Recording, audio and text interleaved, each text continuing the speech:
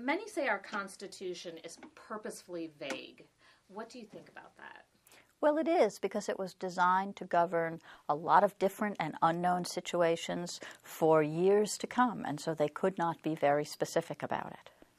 And do you think it's a disservice or a service that the justices get to put their own opinions into the Constitution and things like that, or determine the Constitution in their own opinion? They don't just use their opinion. I think it is very important that the justices have the power to interpret the Constitution, because somebody has to, and they are the most disinterested, the most independent. They're not going to have to worry about getting reelected. They're not going to have to worry about what people think, so they can interpret the Constitution freely.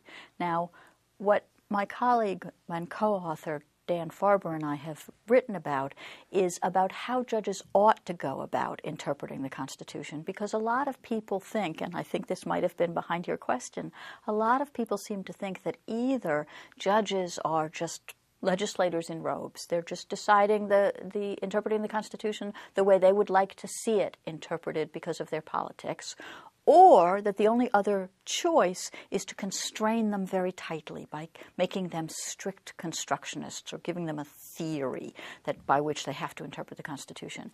And Dan Farber and I disagree with that. We think that there is a middle ground where judges have some discretion, but it's not completely unfettered, it's not unconstrained. And that, I think, that action by the judges of interpreting the Constitution with some discretion but still constrained is what is so beneficial.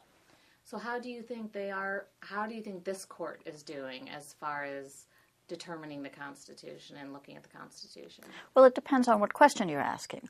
Are they following the sorts of processes and respecting the sorts of constraints that we would suggest? By and large, yes. They're not perfect. No court before them was perfect. Of course, this court is still new. We're not sure where they're going. They could change, but by and large, they're doing the same things that their predecessors are doing. If you were to ask me personally, do I agree with everything that the court has done? Do I agree with every result they've reached? No.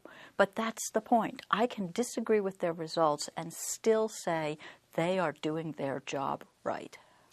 What do you think about how the justices determine which cases they cover? Because that in itself seems very political when they choose one hot button topic, but maybe let another case go.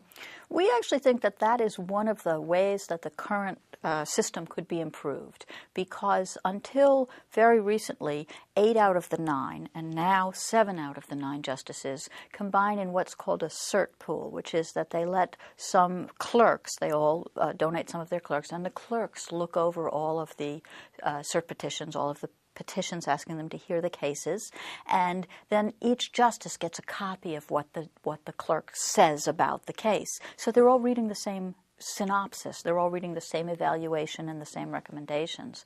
We think that perhaps the judges should have different viewpoints. That is, that each chambers, whether it's the judge or the clerks or both combined, should have their own take on the cert pool. That's very interesting. So do you think the court is more balanced than it comes across in the media? I think it is less political than it comes across in the media. For one thing, every year something between a quarter and a third of their cases are unanimous.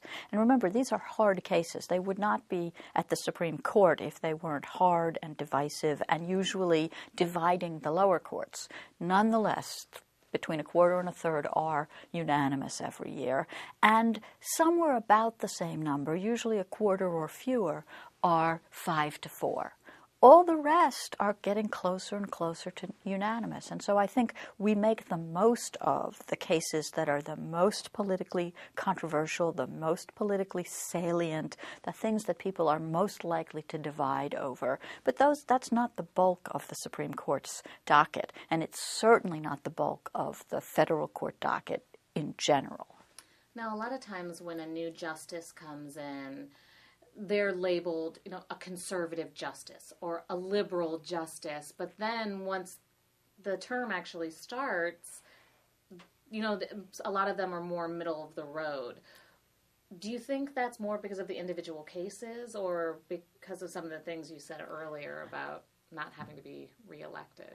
I think that actually it, in some ways, supports our point that judges don't decide on the basis of politics. So the media makes much of their politics going in, but then when they actually sit down to decide cases, they're constrained by precedent. They're constrained by the fact that they have to deal with their colleagues, talk to their colleagues.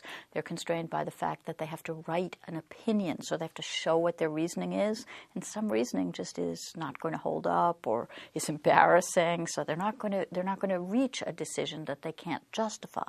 And so they're constrained by all of these things and by their own professionalism and by their professional training. And so they turn out not to be as political as we thought they were going to be. So what do you think about the Roberts Court right now? Do you think it's more of a conservative court or middle of the road, or what do you think about the court? Well, politics plays some role, and in particular it plays a role in the really big cases.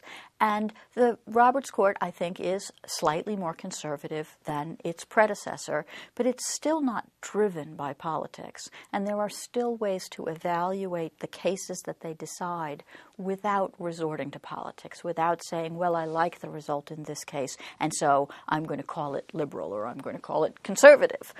You can look at, and in fact in the book, we do look at three very controversial areas. We look at the war on terror and abortion and affirmative action, and we critique and praise the judges' opinions. And we talk about where they've done the right sorts of things, whether or not they got the right answer in our opinion, and where they've been, say, less transparent or their reasoning falls down. So I think you can criticize and evaluate their opinions without necessarily looking to left and right politics.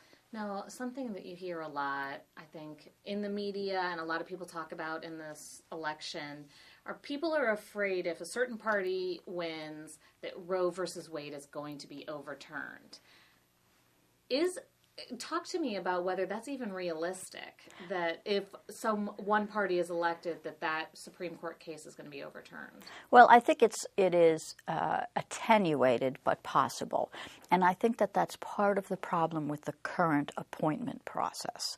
So 20 years ago, 30 years ago, justices and lower court judges were chosen for their party affiliation generally, but they tended to be moderates among the party because they were the party stalwarts who had everybody's respect. And that tends not to be the extreme wings of the party. Starting in, say, around the early 1980s, presidents started looking, at least some presidents started looking at judges with what we call litmus tests. That is, they looked at how a judge or how they thought a judge was going to vote on a particular issue. And so they started injecting politics into the nomination process. And of course, the Senate responded by injecting politics into the confirmation process. And so we get these big battles.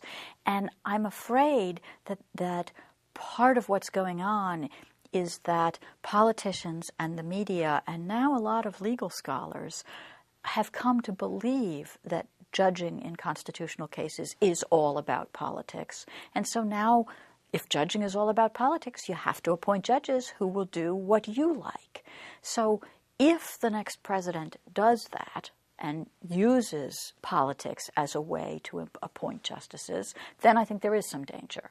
But if the president returns to the earlier procedures for identifying judges who have experience, judges who are likely to be open-minded and critical thinkers, who have been good lawyers, for example, it might be less of a danger. So do you think there's a chance that there may be someone who gets on the Supreme Court who isn't worthy or isn't up to the same ability as some past judges? I don't know whether it's a question of ability. It's a question of having judgment, of being good at decision making. And one of the things that we look at in this book is what the traits are that that are conducive to good judgment and good decision making. And we look at some studies, some psychological studies, that show, for example, that critical thinking and an open-mindedness and willingness to listen are all conducive to good judging. And in particular, that what Isaiah Berlin, the philosopher Isaiah Berlin, called foxes, make better judges than what he called hedgehogs.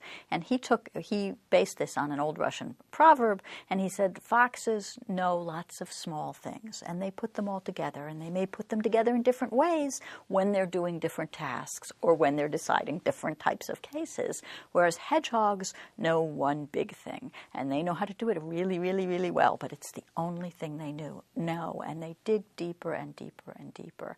And what various psychology studies of expert decision makers have shown is that, in fact, foxes have better judgment and make better decisions, more accurate decisions, judged with hindsight. They make more accurate decisions than hedgehogs. So what concerns me is that if a president is looking for somebody who has a particular view of the Constitution, you must decide it so that it maximizes individual rights or maximizes government power or is interpreted in the narrowest way possible or according to whatever the latest theory is. Those kind of judges, I think, will perform less well than judges who don't come in with those kinds of preconceived notions. If you were advising the next president on whom he should appoint as a justice, what advice would you give? The first advice I would give, which is probably counterintuitive coming from a legal academic, is not to appoint any legal academics. Instead, appoint people with long practice experience. Because I think that legal academics are not in the habits that judges need to have. Legal academics work alone. They don't tend to have to subject their work to criticism. There may be some criticism when they publish an article and then somebody publishes an article responding to it, but it's easy to ignore somebody who responds to your article in negative ways. And they're not beholden to any clients, so they never have to temper their own views with the views of anybody else. Whereas practitioners have to listen to their clients, have to listen to judges. For example, academics can be free, and often do, suggest that we should turn the world upside down. You know, that such and such a doctrine is completely wrong and we should start again from scratch. I don't think that's a good thing for judges to believe. That judges should make changes incrementally. And most judges do, in fact. They shouldn't be willing to overturn everything that's come before. So I think the first piece of advice I would give is to stay away from academics and instead look for practitioners. And then the second piece of advice would be to stay away from politics. Don't ask, how will judges decide cases that I care about? Ask, will these people have good judgment? Do you think Americans understand how powerful the court is? And do you think the court should listen to what the American public thinks about certain issues? Well, for the court to listen is fine. For the court to be swayed is not. The Constitution sets up the court very carefully as independent from popular opinion. And that's deliberate because Congress reflects popular opinion. And let's say popular opinion right now, Muslims aren't very popular. So Congress wants to pass a law that discriminates against Muslims. It's the Supreme Court with its independence and its insulation from popular opinion who can say that's not right. That violates the First Amendment, the freedom of religion. Congress can't do that. You need a body that is insulated from public opinion in order to make the Constitution mean something enduring rather than just make it mean whatever today's majority wants it to mean. A big part of the Constitution, especially the Bill of Rights, is designed to protect minorities. And by that I mean every kind of minority, from religious to racial to political minorities. It's designed to protect them from the tyranny of the majority. And a popular body can't do that. Now, you talked about how you looked at some real hot-button issues in this book. What's a case where you and your co-author really thought that the court got it wrong? Or is there a case where you thought they got it wrong? Well, again, it depends on whether you're asking as a personal matter, whether they got a particular result wrong. And actually, my co-author and I disagree on several of the cases that we discuss about whether they got the result right or wrong. But let me give you an example of what we do, say, in abortion. We criticize the Roe v. Wade case because we don't think it's well-reasoned. We think the Justice Blackmun, whom we both admire very much, created the right out of whole cloth. He didn't weave it into the fabric of the Constitution very well. But 20 years later, in Casey versus Planned Parenthood, the court reaffirmed Roe v. Wade. They reaffirmed that there's a right to abortion, and the three justices who wrote the majority opinion did a much better job. They actually showed how a right to abortion can be found in the Constitution. They tied it to other rights. They tied it to precedent. They didn't try to create a legislative statute that divided pregnancy into trimesters and said, here are the regulations for each trimester. Instead, they said, you have to balance the woman's right against society's interests and eventually against the unborn fetus's interests. And so they did, I think, a much better job, regardless of whether you think ultimately they got it right or wrong. The Casey opinion was a much stronger opinion. So do you think even if, hypothetically speaking, Roe v. Wade were overturned, would this then protect abortion rights? No. If Roe is overturned, the court would be overturning Casey as well. I can't imagine that they would just say, we disavow Roe v. Wade, but Casey is still good law. Okay. When people talk about overruling Roe, what they mean is overruling both Roe and Casey, and by the way, a whole host of other cases that protect various rights.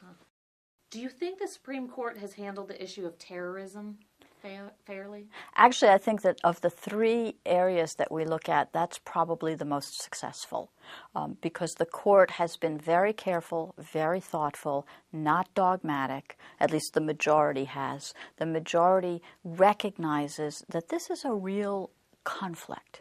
We need security. The President and Congress need to be able to take steps to protect us from terrorism. But on the other hand, there are individual rights at stake. And so the court has tried very hard to balance those two. They have not simply given Congress and the President the authority to do whatever they want. But on the other hand, the terrorists or alleged terrorists who are detained at Guantanamo do not have all of the same rights and don't have, according to the court, don't have to have all of the same rights that, say, a citizen accused of a crime would have to have. And I think that the lines that the court has tried to draw, the thread that it has tried to weave is a very nice job. I don't necessarily agree with every place they've drawn the line, but that's what I'd like to see more of, is the court being careful and balancing the different interests at stake, rather than just starting from a big principle of who's right and applying that to this case. So you've obviously done lots of research on the Supreme Court and how it's tied to the Constitution, but at what point did you say a book needs to be written, these issues need to be tackled? Well, actually, my co-author and I first wrote two books criticizing other academics, both on the left and on the right, and we got really attacked for both of those, and we suddenly realized what the problem was. The problem was that many legal academics, and as I said, now politicians and the media, although I think less so, just sort of ordinary citizens, a lot of academics, politicians, and the media have come to think about judges as purely political, and then to try to impose these artificial constraints to make their decision-making process almost mechanical and formal. And when we realized that that was part of the problem, that's when we knew we had to write a book explaining our view of how judges both do make decisions in constitutional cases and how they should. And those two are pretty close. We do have a few suggestions for improvement, but mostly we think judges agree with us. That is, judges don't think of themselves as political.